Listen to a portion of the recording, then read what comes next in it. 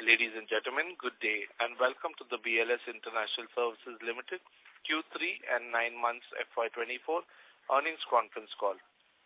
This conference call may contain forward-looking statements about the company which are based on the beliefs, opinions and expectations of the company as on date of this call.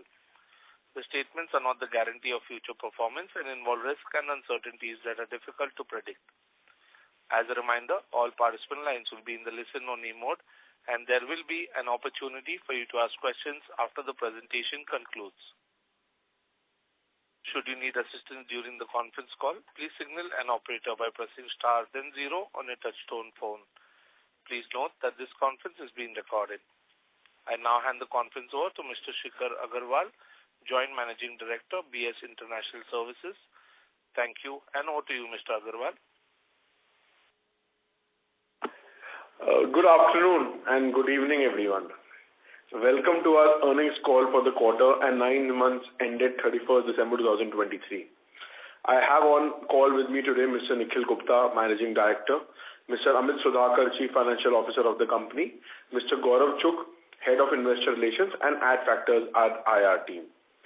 I am glad to share with you all today what we all have done lately and what we aim to do in the near future. We have made good progress in the past few months, crossing significant milestones and have entered the last quarter of this fiscal on a strong note. Talking about our strategy, we have been speaking to you regarding our strategy of focusing on both organic and inorganic growth opportunities and utilizing our cash in an efficient manner and generating significant returns.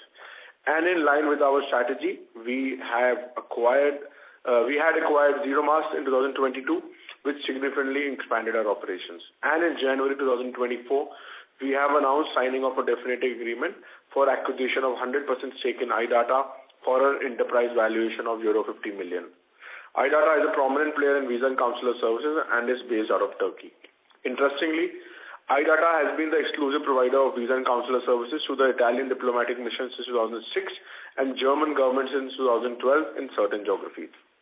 The acquisition will be funded primarily through internal accruals of the company and would be EPS accretive from day one of the acquisition. We expect the acquisition to be concluded by end of the fiscal, subject to government and regulatory approvals. iData operates more than 37 visa application centers across 15 plus countries serving diplomatic missions of Germany, Italy and Czech Republic. We believe this acquisition will mark a significant milestone in BLS International's journey. This strategic move underscores our commitment to becoming a global leader in tech-enabled services for government and citizens. We believe that this acquisition will further expand our operational footfall as well as market share in the visa service segment. Post-consummation of this transaction, we work towards integration of the business, keeping in view various synergistic aspects, including achieving operational efficiencies and exploring new opportunities. On the operational front, let me highlight various awards we have won during the period. We have been re-awarded the contract for visa services for the High Commission of India and Canada. This includes operation at HCI in Ottawa and CGI in Toronto and Vancouver. We will continue to provide services like council support, passport processing and visa facilitation. On digital service front, we secured significant contracts from State Health Agency, Ayushman Bharat, Pradhan Mantri Yojana, Uttar Pradesh. This partnership involves handling Ayushman cards on behalf of National Authority IT platform. Being chosen as an empaneled service provider reflects BLS International's reliability in delivering crucial e-governance services. Company was awarded another significant contract from UIDAI to conduct a comprehensive data quality check for Aadhaar information. The project spanning over 3 years and is extendable by 2 years. Last but not the least, it is a momentous milestone. We recently completed the IPO of our subsidiary BLS E-Service successfully. As BLS E makes its debut in the public market, it provides an opportunity for us to participate in the company's growth trajectory while enabling BLS E to expand its operations and enhance its offering in the business segments. The proceeds will be utilized towards growing our e-service business both organically and inorganically. We see tremendous headroom for growth in this business in the coming years. Our endeavor is to continue to expand our operations through both organic as well as inorganic growth of initiatives and serve people across the globe. Technology and process-oriented approach will remain a key focus area, and we will continue to innovate and strengthen our business operations, serve the government and citizens in the best possible manner. Thank you for your continued trust and support. I would now like to hand over the call to Mr. Amit Sudhakar, our CFO, for an update on our financial performance. Thank you. Good afternoon, everyone. I am pleased to present the consolidated financial performance for the third quarter and 9 months ended December 31st, 2023. In Q3 FY24, we recorded a revenue of 437.9 crore, a 7.4% QoQ rise, primarily driven by continuous recovery in visa and consular services. During this quarter, our EBITDA reached 806 crore compared to 66.3 crore in the corresponding quarter last year and 86.7 crore in Q2 FY24. Notably, the EBITDA margin for the quarter stood at 20.23%, reflecting a substantial increase of 509 basis points compared to the same quarter last year. This improvement can be attributed to our cost optimization initiatives and the positive impact of value-added services. In Q3 FY24, our profit after tax amounted to 87.18 crores, a significant increase from 45.85 crore in previous corresponding quarter and 82 crore in Q2 FY24. Additionally, the EPS for the quarter stood at 2 rupee 5 paisa compared to 1 rupee 23 paisa in Q3 FY23. Now shifting to 9 months performance, the 9 months revenue reached 1,229 crore, showing a robust 15.13% YOY increase. This growth was primarily driven by the strong recovery in visa volumes along with higher revenue from digital service business. The EBITDA for 9 months FY24 amounted to 255 crores compared to 154 crore in the corresponding 9 months last year. The EBITDA margin for this period stood at 20.78%, reflecting an increase of 631 basis points compared to 9 months FY23. In 9 months FY24, the profit after tax stood at 240 crores, a substantial improvement from 127 crore in the previous corresponding 9 months. The EPS for this quarter is 5.64 rupees compared to 3.2 reported in 9 months FY23. Additionally, I am pleased to highlight that the board has recommended a dividend of 50% to the shareholders of the company. This translates into 50 paisa per share as dividend. That's all from our end. We would be happy to take any question that you may have. Thank you. Thank you very much. We will now begin the question and answer session. Anyone who wishes to ask a question may press star and 1 on the touchtone telephone. If you wish to withdraw yourself from the question queue, you may press star and 2. Participants are requested to use handsets while asking a question. Ladies and gentlemen, we will wait for a moment while the question queue assembles.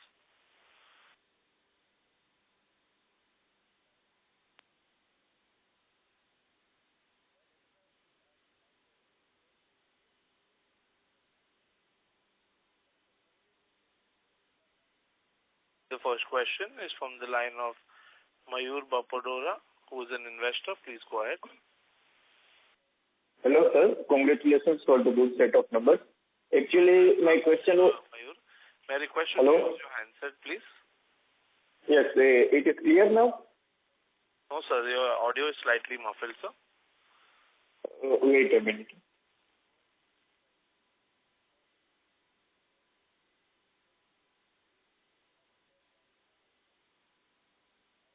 Hello?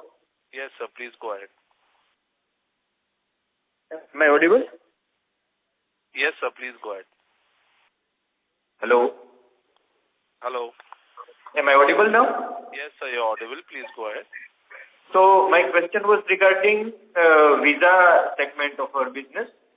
So, in visa segment, how much we are going to grow in the future? Like we said, we are going to grow 20% year over year, and for 9 months it is actually 11% growth, 9 months over 9 months. So it is slightly slowing down. So what we must expect going forward? Without the acquisition, we had iData, and with the acquisition, how much we expect in visa segment growth? See, if you see from a profitability point of view, from a PAT level, we have grown more than 90% if you compare the same quarter last year. Even if you see that from an EBITDA level, we have grown more than 66%. So definitely there is a major growth. Regarding revenue, also we grew. There was some seasonality in the business. Some countries didn't open up this quarter. That is why there was a little drop in the volume. But still, if you see the revenue we have achieved is similar. So that is why there is an increase in the revenue, actually. And whatever numbers we've achieved, we wish to maintain that. If you have seen in the last 3-4 years, we have given more than 50% CAGR growth. And next years also, coming years, our objective is obviously to grow the company. We cannot give you any firm numbers or percentages where we target to grow, but definitely we have aggressive growth internally set within the company. Okay, sir. And sir, my next question was regarding our digital service segment. So on the margin front, can we further see margin improvement in digital service segment going forward? See, the margins that we have achieved, obviously this is a volume-driven business spread across the length and breadth of the country, where we have 4 lakh people coming into our centers every day. Margin is little less than the visa business, around 14.5% margin, whereas in our visa business we are doing upwards of 20% margin. Definitely our margin from visa business was less. It grew with time. So definitely our objective and agenda is always to grow the margin in whatever business we get into, and that will be the same objective even in e-services.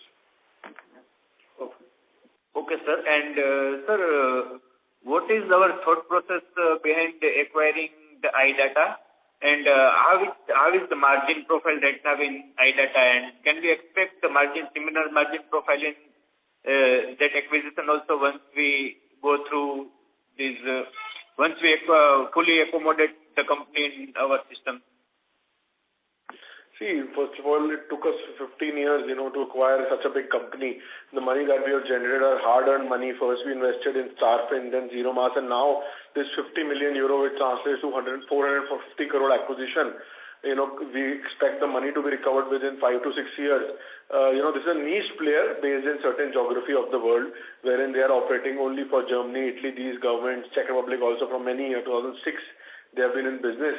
Definitely margins in this company is a little higher than BLS International because it's a niche player working in certain geographies only with certain governments at higher service charges than us.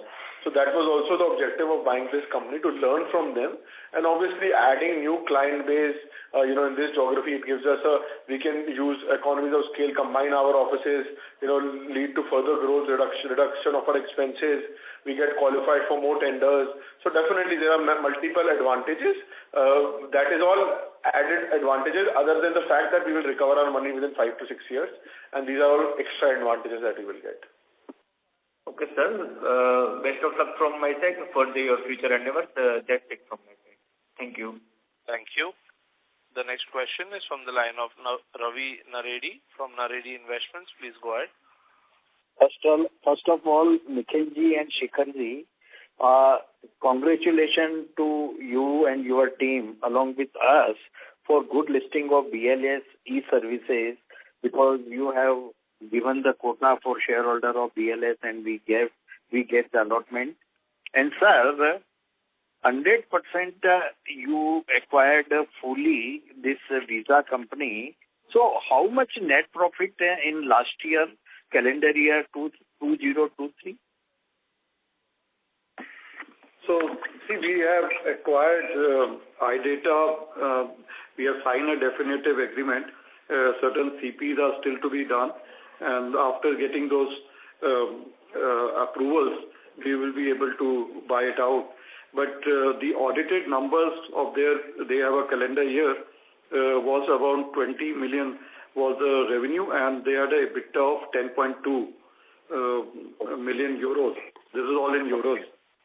Very nice. Very nice. Very nice. Okay. And our quarter 3 top line revenue could not grow. Any reason? 437, both the. I think we just answered this question previous. Abhi piche jo pucha tha, we just answered this question. Okay. I will listen in the system. And this digital services, it will stand with us or it will transfer to BLS e-services?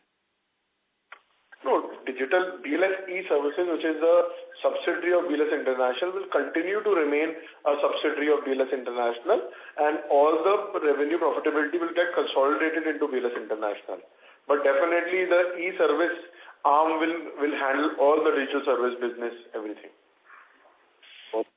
Okay. So this digital services will also transfer to BLS e-services, right? Sorry to interrupt, Mr. Ravi. Hello? Yes, yes, sir. May we request you to rejoin the question queue in the interest of time. No problem. Thank you, sir. Our next question is from the line of Aniruddha Thakre, who is an investor. Please go ahead. Good afternoon, everyone, and congratulations. Just want to check, is there any feasibility of having the forex? Sorry to interrupt, sir. Your audio is not clear. May I request you to use your handset? The line for Mr. Thakre has dropped. May we move to the next participant? Ladies and gentlemen, you may press star and 1 to ask a question. Our next question is from the line of Avnish Khara from Investec. Please go ahead. Hello, am I audible? Yes, sir, please go Yes. ahead. Hi, thank you for taking my question. I just have two questions. The first one is on the visa services. I just wanted to understand whether the quarter-on-quarter increase is primarily, is it led by volumes, or do you also see some kind of a price jump over there? And secondly, on the digital services, it's quarter-on-quarter, it's fallen a little bit. So maybe you could throw some light over there as well on what exactly happened. So I think on the visa service front, definitely, there has been a good growth in the revenue mix. The revenue mix has changed. We have definitely gotten some additional service charges. Our service charges also increased. If you see in the last year, even the Spanish contract that we won or the new contracts for Germany, Italy, whatever we have won is at higher service charges.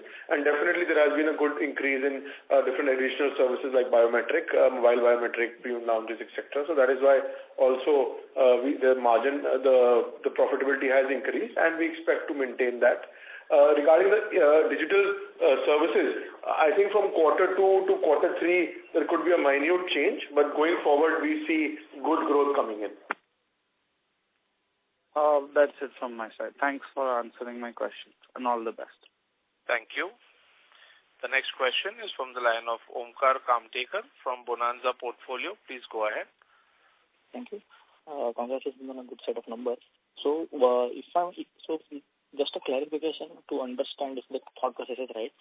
As you said, the iData acquisition that you have done, the entity is a niche player, and it has a higher margins than what BLS has.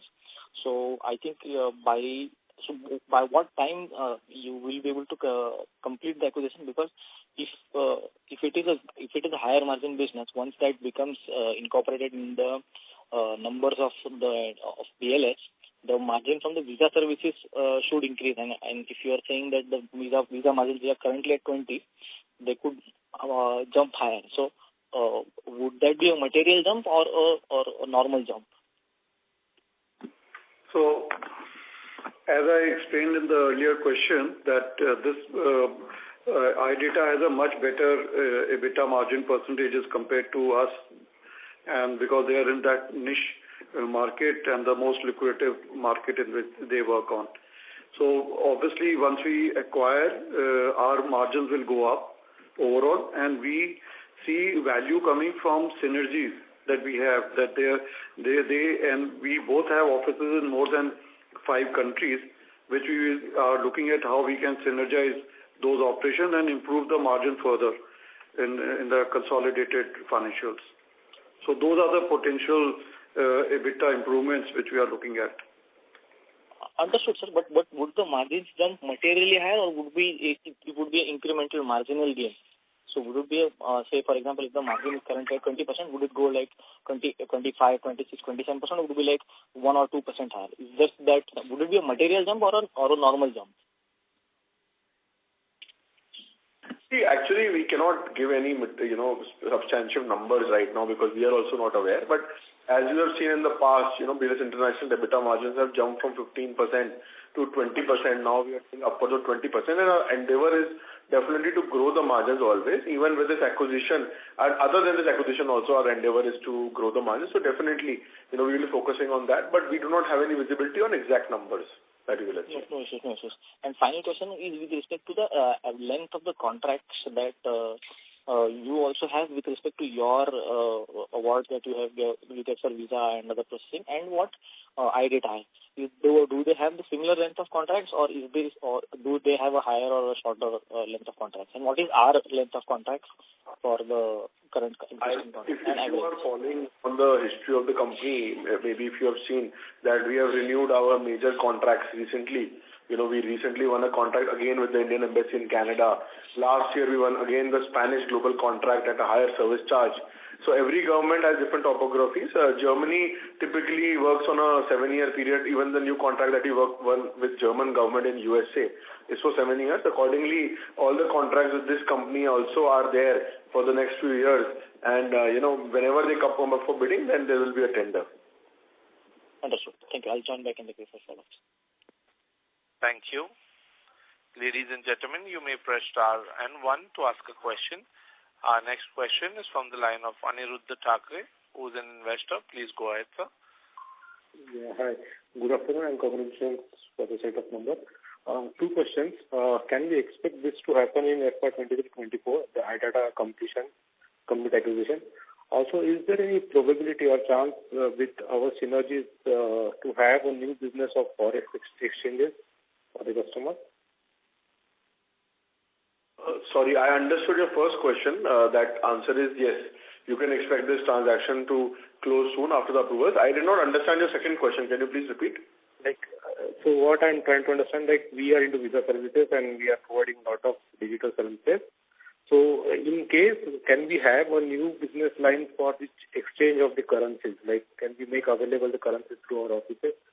Forex exchanges. See, we are not averse to any value addition that can come to our existing customer base.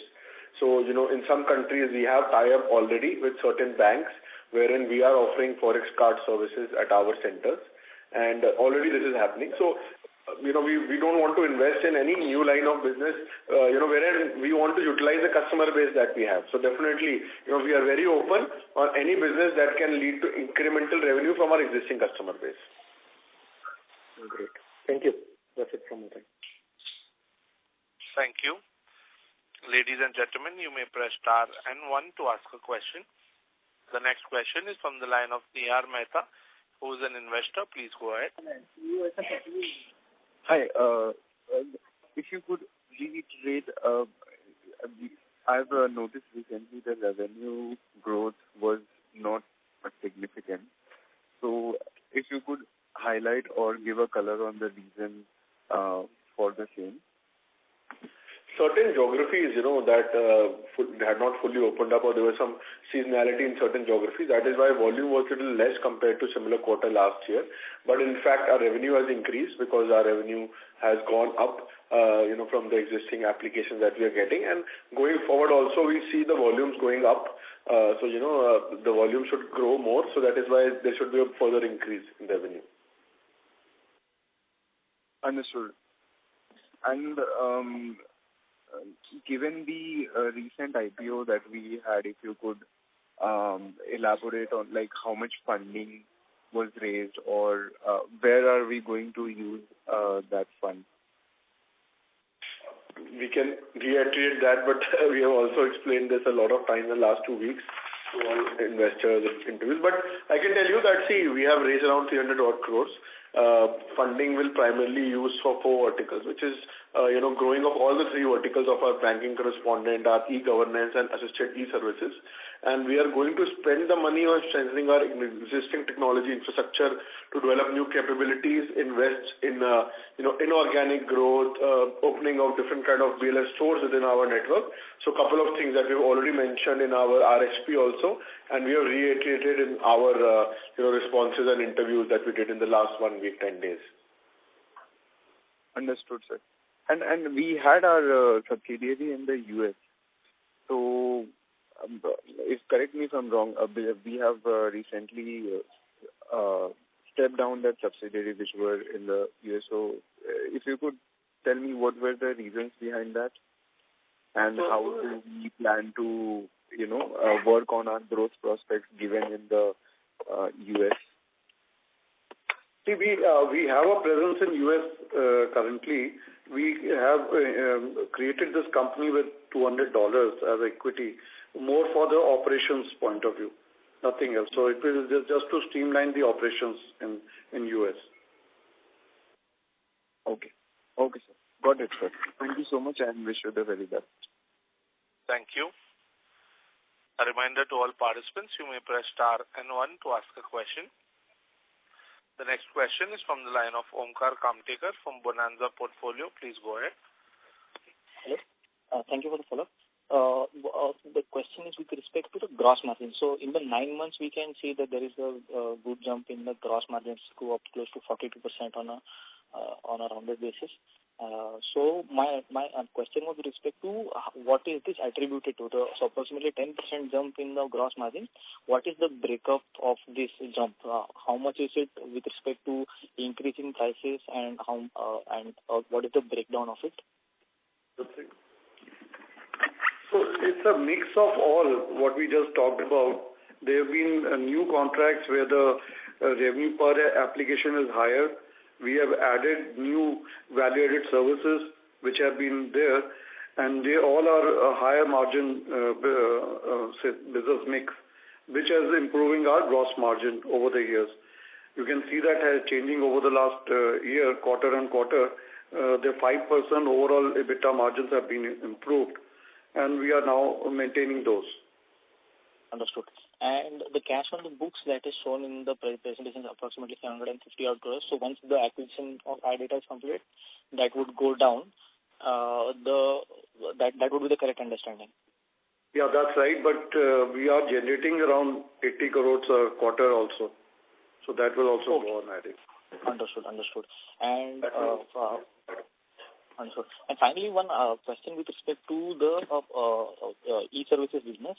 So, from what I recollect from one of the previous calls, you had said that we were experimenting and exploring with respect to last mile cash delivery system, cash delivery in the e-services business. What is the status of that, and are we seeing any traction with respect to that? Sorry, just 1 second. If you can add on this. Yeah. Let me answer that. So we've entered into an agreement with the Public Sector Banks Alliance, where there are 12 public sector banks that have given us nearly 58% of the transactions across India, whereby in the last mile we are going to be we started doing various services to the residents at their homes, including, for example, picking up cash, giving them cash, and even any kind of checkbooks that they want bank accounts to be opened. We've already started many of these services in the last 3 months. Understood. So this would fall under the bank correspondent services, or would it be different from the existing verticals? It's a separate contract, but within the BLS services. No. So, but would it fall under the bank correspondence segment, sub-segment? No. Or will it be a separate? No, it'll be in the same segment, but it's a part of. It's a separate agreement, but it is. Okay, understood. And are we seeing traction, or it's still in its nascent stage? Then we see it ramping up very quickly. It's a very nascent stage, but the banks expect it to be ramped up very rapidly over the next couple of months. next couple of months. So maybe 12 months down the line, it would be a much significant contributor to the revenues of the e-services business. It would be a contributor. We'll have to see how significant it is over time. Understood. Thank you very much. Thank you. Ladies and gentlemen, you may press star and 1 to ask a question. Our next question is from the line of Mohit Doshi, who is an investor. Please go ahead. Good afternoon, sir. And so just two questions. And the first one being a tech-enabled service provider. So what is our budget on R&D or innovation? Are you talking about BLS International? Yes, sir. The budget for R&D, I think what we have been spending is 20 odd crores every year, and definitely now, with the new things in place and no new kind of business that we are targeting in visa consular services across the world, we are going to maybe have a little bit more investment going forward in the technology space as our revenue and profits increase. So, what would be approximate scale-up in this, if you could provide a number?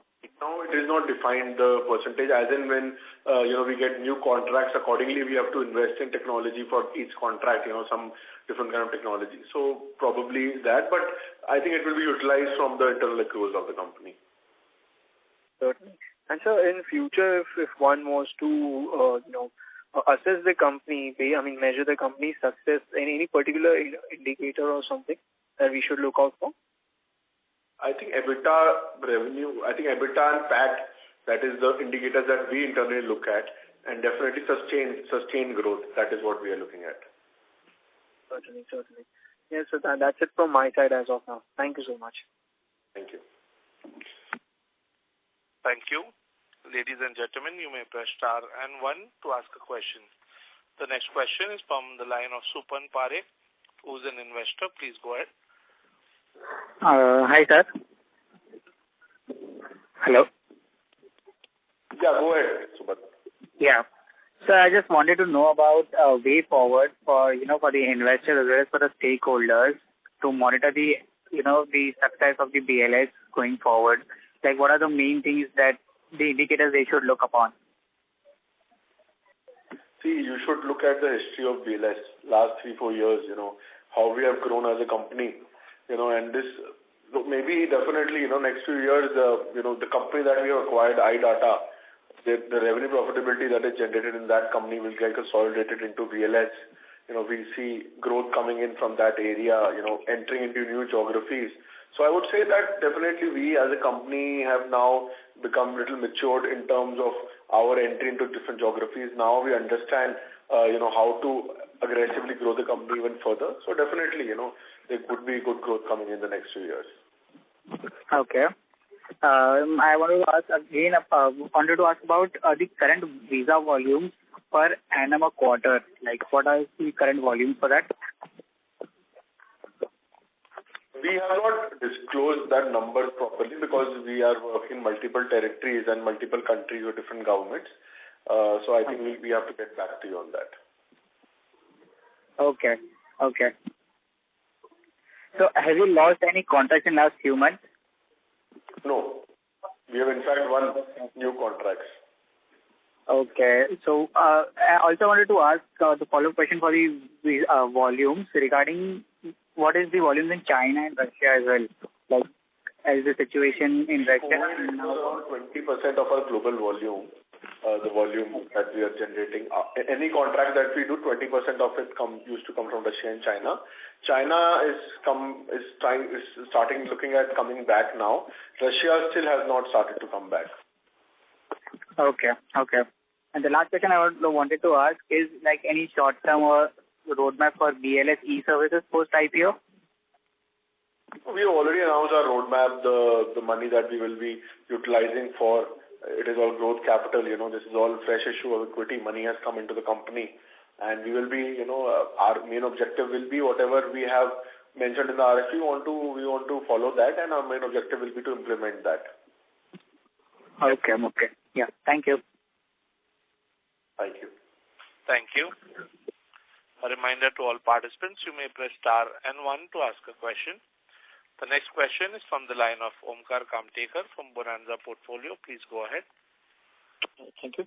So could we share the free cash flow generated for the 9 months if it is available? You can check on. We have given the cash as on 31st March as well as now. I don't have the figure with me, but it was about, I believe, around 550. Now it is about 750. Free cash flow, not the cash. Free cash flow.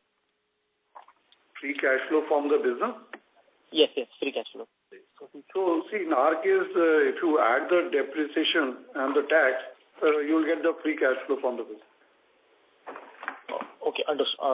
Fine. That's it. What we have got generated is. Sorry, I did not get that. We have generated around 200 crores in 9 months, free cash. Understood. Thank you. And with respect to capex, what is the steady state capex that we would be required? I know it would be dependent more upon how many contracts do we get and where are the offices that are being opened in various regions. But an approximate steady state capex that we generally do on an ongoing basis so that the operations are running. Sure. So we have a normal capex in the range of around 15 crores every year. And additional comes from the new contracts which we win and how much we need to invest in those. But the normal is about 15. 15 crores. So 15 crores is on an average. It could ebb and flow depending on the contract wins. That's right. Anything additional will be on account of new contracts. Okay. And this all generally funded by us only, or is the for example the counterparty, the government also chips in a bit, or is it fully funded by us? No, it is done by us only. No government supports on the capex. Understood. And can we share what is the approximate market share if we can disclose that? What is the market share BLS has in the visa services business, or domestically and globally, or otherwise? Authenticated source available. Okay. To give that. Okay, no issues. If the investor relation teams could share the number with respect to the volumes, would that be? So I would separately ask them offline this question. The volume. Yeah, we can discuss offline on this. Okay, sure. That I can discuss. Thank you. Thank you, Omkar. Ladies and gentlemen, to ask a question, please press star and 1 on a touch-tone telephone. The next question is from the line of Ravi Naredi from Naredi Investments. Please go ahead. Hello. Yes, sir. Please go ahead. Yeah, this higher margin we have get in this 9 months. Will this margin stay for future years also, future quarter? Yeah, Ravi, if you see our results over the last, I would say, 1 year, quarter on quarter, we have been able to maintain over 20% EBITDA margin, and we are quite positive of continuing and maintaining that. Yes, I am shareholder since last 10 years, sir. So I am minutely studying everything. And sir, last this digital services, Concall, you will this BLS services, Concall, you will make separately? Yeah, we will start doing that from next quarter. Okay. Thank you. Thank you very much. All the best. Thank you. Ladies and gentlemen, to ask a question, please press star and 1.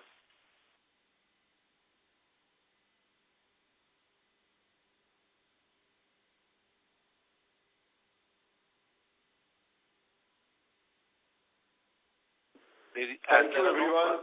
Yes, sir. As there are no further questions, I would now hand the conference over to Mr. Shikhar Agarwal from BLS International Services Limited for closing comments.